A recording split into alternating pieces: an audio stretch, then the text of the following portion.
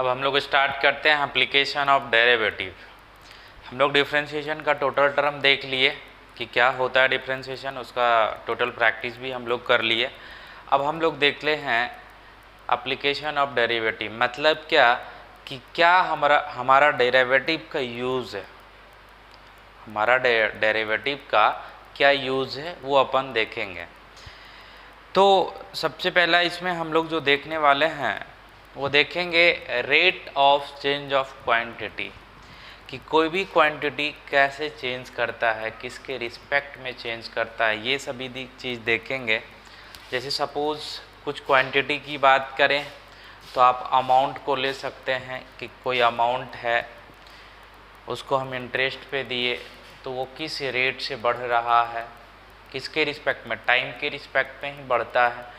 तो यही सारा चीज़ हम लोग इसमें डिस्कस करेंगे। और क्वांटिटी में हम लोग कुछ भी ले सकते हैं, जैसे कोई सर्कल है तो अगर इसका रेडियस इंक्रीज़ कर रहा है, अगर इसका रेडियस इंक्रीज़ कर रहा है तो हमारा एरिया में क्या चेंजेस होगा, ये सारा चीज़ हम लोग rate of change of quantity में देखेंगे। आगे की बात करें, पहले देख लेते हैं हम लोग को एप्लीकेशन ऑफ डेरिवेटिव में क्या क्या पढ़ना है। तो सबसे पहला तो ये मेरे को पढ़ना, उसके बाद हम लोग को पढ़ना है इंक्रीजिंग डिक्रीजिंग, इंक्रीजिंग फंक्शन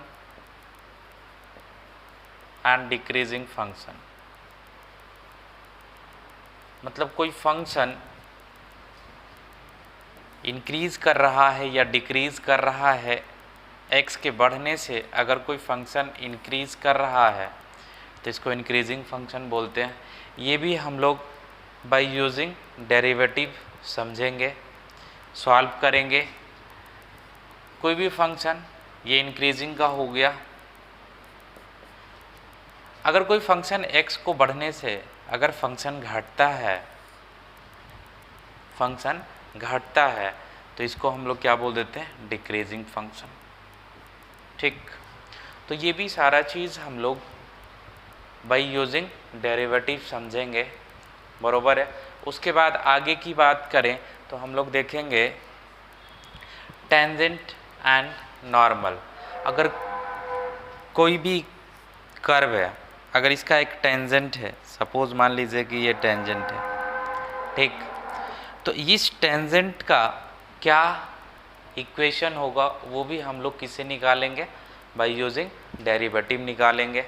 इस पे अगर हम नॉर्मल ड्रॉ करते हैं तो इस नॉर्मल का क्या होगा इक्वेशन, ये भी हम लोग किससे देखेंगे, इसी से देखेंगे, डेरिवेटिव से ही देखेंगे। टेंजेंट नॉर्मल का केस भी देखेंगे।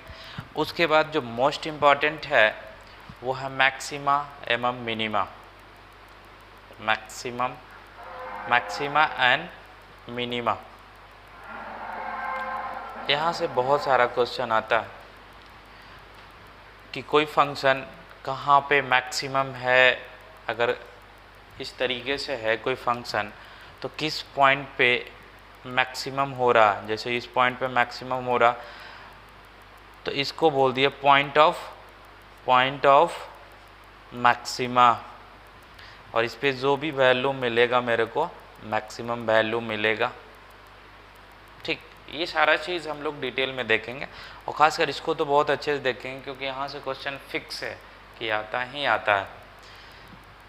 तो इसको बोल दिए मैक्सिमा। कोई फंक्शन अगर कोई पॉइंट पे मैक्सिमम वैल्यू अटेंड कर रहा तो उस पॉइंट को हम लोग क्या बोलते हैं, मैक्सिमा।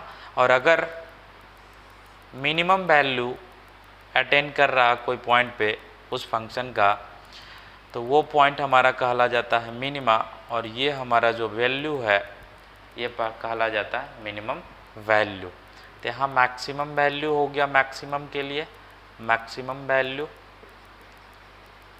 और यहाँ पे क्या हो गया, मिनिमम वैल्यू। और ये पॉइंट ऑफ मैक्सिमा, और ये हमारा क्या कहला जाएगा, पॉइंट ऑफ मिनिमा। ठीक, पॉइंट ऑफ मिनिमा, बरोबर है। तो ये एक हम लोग देख लिए कि इतना सारा चीज़ हम लोग को पढ़ना। हाँ, एक और बच गया है, हम लोग को बच गया है अप्रॉक्सीमेट वैल्यू। जैसे अगर आपसे पूछा जाए कि 25 का रूट कितना होता है तो आप बता देंगे कि 5 होता है। अगर आपसे पूछा जाए कि 36.8 का वैल्यू कितना आएगा तो आप बोलेंगे 6 पॉइंट समथिंग आएगा। तो 6 पॉइंट समथिंग क्या आएगा, वो अप्रॉक्सीमेट वैल्यू हम लोग बाय यूजिंग डेरिवेटिव इसमें निकालेंगे। तो इतना सारा चीज़ हम लोगों को एप्लीकेशन ऑफ डेरिवेटिव में पढ़ना है। और ये भी देख लेंगे कि कौन कौन सा टॉपिक यहाँ से डिलीट हुआ है। अगर डिलीट नहीं हुआ होगा तो हम लोग सभी पढ़ेंगे, बरोबर है, ठीक है। तो बारी बारी से सबसे पहले हम लोग देख लेते हैं rate of change of quantity को कैसे समझते हैं वो समझेंगे। उसके बाद हम लोग इंक्रीजिंग डिक्रीजिंग देखेंगे। उसके बाद हम लोग टेंजेंट नॉर्मल देखेंगे,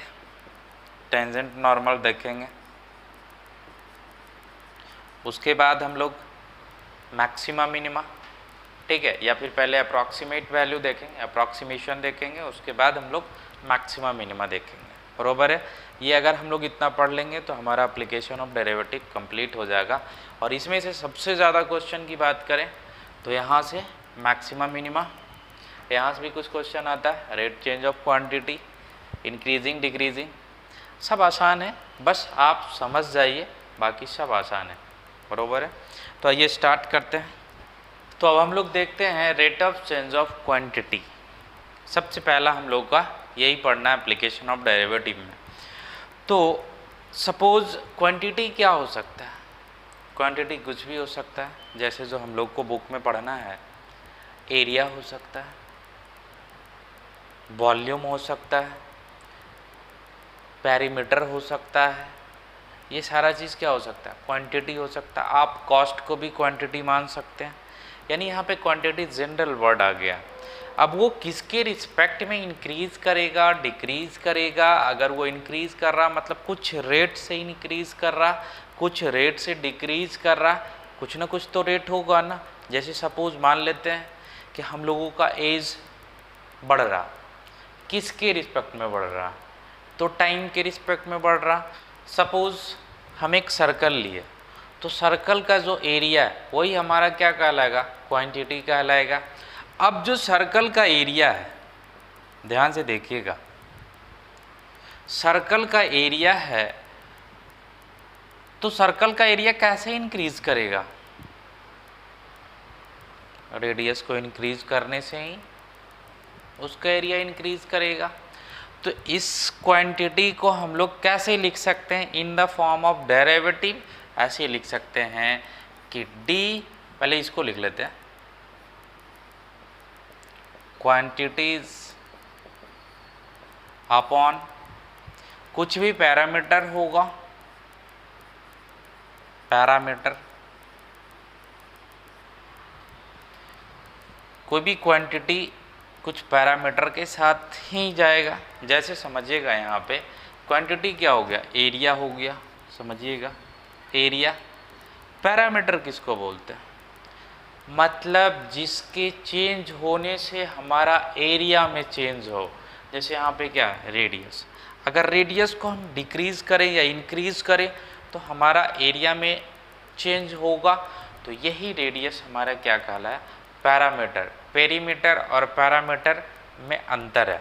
पेरीमीटर क्या होता है, पेरीमीटर जो आउटर लेयर है, आउटर लाइन है इसका, उसका टोटल डिस्टेंस क्या होता है, इसी को हम लोग क्या बोलते हैं, पेरीमीटर बोलते हैं।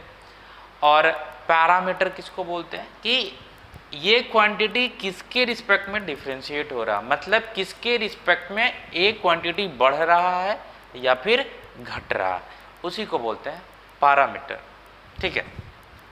तो यहाँ पैरामीटर क्या हो जाएगा, देखिए यहाँ हो जाएगा रेडियस, मतलब रेडियस के बढ़ने और घटने से हमारा एरिया में चेंज होगा।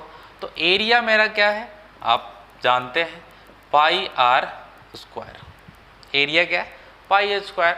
अब dA अपॉन dr, ऐसे भी आप समझिए कि ये एरिया जैसे वहाँ पे रहता था कि y इक्वल टू 332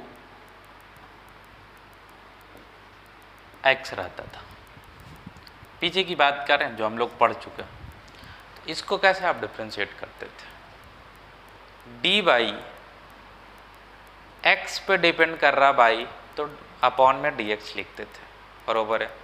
उसी तरीके से इसमें क्या लिखेंगे, dA अपॉन में dr, जैसे यहाँ देखें, क्योंकि एरिया क्योंकि रेडियस को बढ़ाने से हमारा सर्कल के एरिया में चेंज हो रहा, समझ रहे बात को। अब क्या चेंज हो रहा है, हमारा रेडियस किस तरीके से बढ़ रहा, वो हम लोग जब क्वेश्चन लेंगे तब समझेंगे, बरोबर है।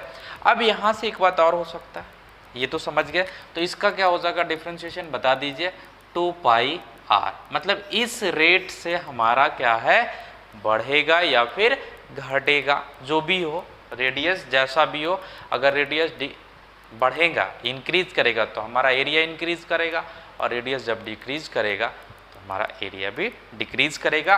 किस रेट से, तो इस रेट से, इसी को रेट बोलते हैं, dA अपॉन dr, इस रेट से डिक्रीज करेगा या इंक्रीज करेगा, वो हम लोग जब क्वेश्चन लेंगे तब करेंगे, ठीक है।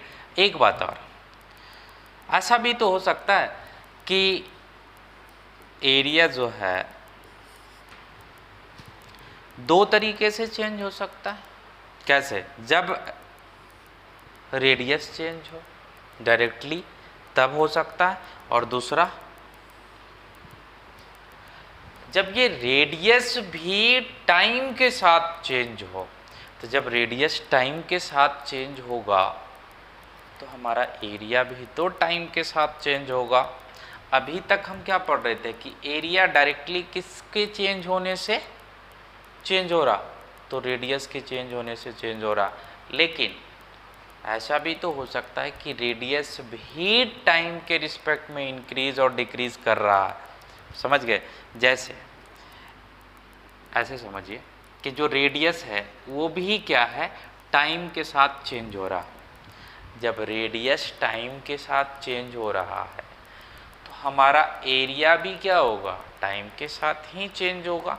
मतलब एरिया हम कैसे निकालेंगे, dA अपॉन में dt, ध्यान से देखिए, क्योंकि एरिया क्या है, टाइम के साथ हो जाएगा। क्यों, क्योंकि हमारा रेडियस टाइम के साथ इंक्रीज कर रहा, तो हमारा एरिया भी टाइम के साथ ही इंक्रीज करना पड़ेगा। अब समझिएगा। और ये क्या, दूसरा तो हम लोग ये पढ़े कि अगर एरिया सीधे रेडियस के साथ इंक्रीज और डिक्रीज करता है, हम दोनों का क्वेश्चन लेंगे और समझेंगे। अगर टाइम के साथ नहीं होकर सिर्फ रेडियस इंक्रीज और डिक्रीज होता है तब तो हमारा ये हो जाएगा रेट ऑफ चेंज, ठीक। अब इसको कैसे करेंगे, तो याद कीजिए हम लोग चेन रूल को याद कीजिएगा, क्योंकि dA अपॉन में dr, या एरिया तो किसके रिस्पेक्ट में चेंज होगा, वो तो हमेशा हमारा रेडियस के साथ ही चेंज होगा या फिर जो भी हो। अब देखिए रेडियस किसके रिस्पेक्ट में दिया हुआ, टाइम के रिस्पेक्ट में। तो देखिए हम लोग यहाँ पे कौन सा यूज़ किए, चेन रूल यूज़ किए, समझ गए। यानी कि कोई भी क्वांटिटी हम लोगों का दो तरीके से चेंज हो सकता है, या तो उसके पैरामीटर से चेंज होने से चेंज हो, और या फिर टाइम के साथ चेंज होने से चेंज हो। तो ये सारा चीज़ हम लोग अब एग्जाम्पल के तौर पे समझते हैं। अभी ये थ्योरी देख रहे थे, ठीक। तो देखते हैं, हम लोग एक एग्जाम्पल लिए हैं, इसी के ऊपर बेस्ड है। Find the rate of change of area. क्या पूछ रहा, rate of change of area किसका पूछ रहा, ऑफ अ सर्कल, सर्कल का पूछ रहा, पर second with respect to its radius. किसके रिस्पेक्ट में, रेडियस के रिस्पेक्ट में। कब, जब रेडियस 5 सेंटीमीटर हो तब। मतलब कि मेरे से क्या पूछा है, डी ए अपॉन में डी आर कब, जब रेडियस 5 हो तब। तो सबसे पहले एरिया तो आप जानते हैं, एरिया क्या होता है सर्कल का, पाई आर स्क्वायर। और D A upon D are जब निकालेंगे, मतलब एरिया को रेडियस के साथ जब डिफ्रेंशिएट करेंगे तो कितना आ जाएगा, 2 पाई आर। एरिया होता क्या है, पाई आर स्क्वायर, और जिसको डिफ्रेंशिएट करेंगे तो ये हो जाएगा हमारा 2 पाई आर। अब हम लोग आर का वैल्यू जब रखेंगे तो D A upon D are क्या आ जाएगा हमारा 10 पाई। मतलब इस रेट से हमारा क्या कर रहा, एरिया बढ़ रहा, बरोबर है। इस रेट से हमारा एरिया किसका, सर्कल का इंक्रीज कर रहा। अगर हम 6 पे करते, ठीक है, अगर आर का वैल्यू 6 ले लेते तो कितना हो जाता, देख लीजिए 12 हो जाता। 7 ले लेते तो 14 हो जाता। ठीक, मतलब इस रेट से हमारा क्या हो रहा, इंक्रीज कर रहा। और कब का ये निकालें, जब रेडियस 5 सेंटीमीटर हो तब का निकालें, बरोबर है। ठीक, तो आइए अब हम लोग सेकंड क्वेश्चन को देखते हैं। ये भी हमारा सर्कल से ही है, लेकिन इसमें क्वेश्चन थोड़ा सा अलग है, क्योंकि यहाँ पे हमारा रेडियस जो है वो टाइम के साथ चेंज हो रहा। ठीक, तो फिर इस क्वेश्चन को हम लोग कैसे बनाएंगे। यहाँ पे डायरेक्टली क्या था कि हमारा रेडियस पर सेकेंड क्या कर रहा था, इंक्रीज कर रहा था। यहाँ पे कुछ ऐसा रेडियस का रेट नहीं दिया हुआ था। ठीक, मतलब वो इंक्रीज कर रहा था पर सेकेंड। तो हमसे ये पूछा था कि r इक्वल टू जब 5 सेंटीमीटर होगा तब क्या होगा। ठीक, लेकिन यहाँ पे क्या क्वेश्चन है, यहाँ पे क्वेश्चन है, समझिएगा, the radius of a circle increasing uniformly, मतलब इंक्रीज कर रहा, increasing uniformly at the rate of 3 centimetre पर सेकेंड। मतलब कि हमारा रेडियस क्या है, इंक्रीज कर रहा है, कैसे, 3 सेंटीमीटर पर सेकेंड। यानी कि D R upon D T ये दिया हुआ है हमारा, किसका रेट दिया हुआ है, रेडियस का। क्या, अगर ये इंक्रीज कर रहा है तो प्लस 3 सेंटीमीटर पर सेकेंड लिखेंगे, बरोबर है। समझ रहे हैं बात को। अब देखिएगा कि हमारा जो पूछा गया है वो देखते हैं। Find the rate at which the area of the circle is increasing when radius is 10 centimetre. मतलब हमको क्या पूछा गया है, एरिया। तो आप बताइए कि एरिया किसके रिस्पेक्ट में चेंज होगा। तो एरिया तो हमेशा रेडियस के रिस्पेक्ट में चेंज होगा, लेकिन यहाँ रेडियस किसके रिस्पेक्ट में चेंज हो रहा, टाइम के रिस्पेक्ट में चेंज हो रहा। मतलब एरिया भी टाइम के रिस्पेक्ट में ही चेंज होगा। तो देखिए डी ए अपॉन में डी टी यहाँ पूछा गया है, ध्यान से देखिएगा, D A upon D T पूछा गया है। ऐसे भी आप समझिएगा कि जब हमारा रेडियस टाइम पे डिपेंड करेगा, टाइम के साथ चेंज होगा, तो हमारा एरिया भी किस पे चेंज होगा, किसके साथ, टाइम के साथ ही, क्योंकि रेडियस टाइम के साथ चेंज हो रहा। अब इसको कैसे बनाएंगे, तो देखिएगा, अब हम यहाँ पे चेन रूल यूज़ करते हैं। चेन रूल आप लोग जानते हैं कि डी ए अपॉन, ये तो भैया जब भी होगा तो रेडियस के साथ ही चेंज होगा एरिया उसका। ठीक, अब हमारा रेडियस जो है टाइम के साथ चेंज हो रहा, ये क्वेश्चन में हमारा दिया भी हुआ है। एरिया हम जानते हैं, सर्कल का एरिया क्या होता है, पाई आर स्क्वायर होता है। अब बताइए ये मेरा सॉल्व हो गया क्या चेन रूल के अकॉर्डिंग। अब देखिए सभी का वैल्यू दिया हुआ, D A upon D are, मतलब इसका D A upon D are क्या आ जाएगा, 2 पाई आर हो जाएगा। ठीक, रख देते हैं 2 पाई आर।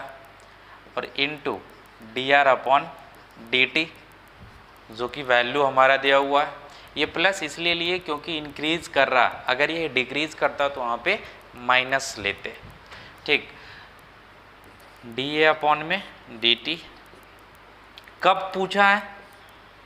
जब हमारा रेडियस कितना हो जाए, 10 हो जाए। जब हमारा रेडियस 10 हो जाए तो लास्ट में हम आर का वैल्यू रख देंगे। तो ये क्या आ गया, D R upon D T का भी वैल्यू दिया हुआ 3 सेंटीमीटर पर सेकेंड। तो अब यहाँ से क्या कर दें कि D A upon D T equal to 2 pi R, ये किसका वैल्यू आया, D A upon D R का वैल्यू आया। D R upon D T मतलब रेडियस किस रेट से इंक्रीज कर रहा हुआ हमारा दिया हुआ है क्वेश्चन में, तो वो कितना है 3 सेंटीमीटर पर सेकेंड दिया हुआ है। ठीक, अब हम किसके लिए निकालें, कब निकालें? इंक्रीज तो हमारा एरिया कर ही रहा है, लेकिन कहाँ, किस पॉइंट, मतलब किस रेडियस के लिए हमसे पूछा गया है, तो वो पूछा गया है, देखिए यहाँ पे दिया हुआ increasing when radius is 10 centimetre, मतलब जब इंक्रीज कर रहा है और हमारा जब रेडियस सर्कल का 10 सेंटीमीटर है तब वैल्यू क्या रहा होगा, तो वो देख लेते हैं। R equal to 10 centimetre. ठीक, तो हम 10 सेंटीमीटर रख देते हैं, 2 पाई इंटू 10 सेंटीमीटर। ठीक, अब ये देखिए 10 सेंटीमीटर इंटू 3 सेंटीमीटर पर सेकेंड कितना हो जाएगा, 3 2 जा 6, मतलब 60 हो जाएगा। यानी डी ए अपॉन में D T at R equal to 10 centimetre क्या आ जाएगा, 60 पाई, और ये सेंटीमीटर सेंटीमीटर सेंटीमीटर स्क्वायर पर सेकेंड। यानी देखिए हमारा रेडियस, ये जो हमारा एरिया भी आया वो भी टाइम के रिस्पेक्ट में ही आया। ठीक, कि इतना सेंटीमीटर पर सेकेंड से मतलब हमारा बढ़ रहा था, और जब 10 था तो हमारा ये वैल्यू था। ठीक, जब हमारा 10 था तो हमारा ये वैल्यू है। ठीक, समझ गए आप लोग? क्वेश्चन को बनाइएगा। हम लोग तो यहाँ पे सिर्फ एक सर्कल का कंसीडर कर लिए थे, यहाँ पे हम लोग एक सर्कल को मान के बना रहे थे। ठीक, और इसमें पूछा क्या था कि ये हमारा जो रेडियस है, आप फिगर ज़रूर बनाइएगा, कब पूछा था, 10 सेंटीमीटर पे पूछा था। ठीक है, जब हमारा रेडियस का वैल्यू 10 होगा तो हमारा क्या चेंज होगा एरिया में। ठीक, तो हम लोग सर्कल को लेकर देखें, क्यूब भी आ सकता है, क्यूबॉइड भी आ सकता है, रेक्टेंगल भी आ सकता है, सभी चीज़ आ सकता है। ठीक, तो आप प्रैक्टिस कीजिएगा, फिर हम लोग नेक्स्ट बनाएंगे।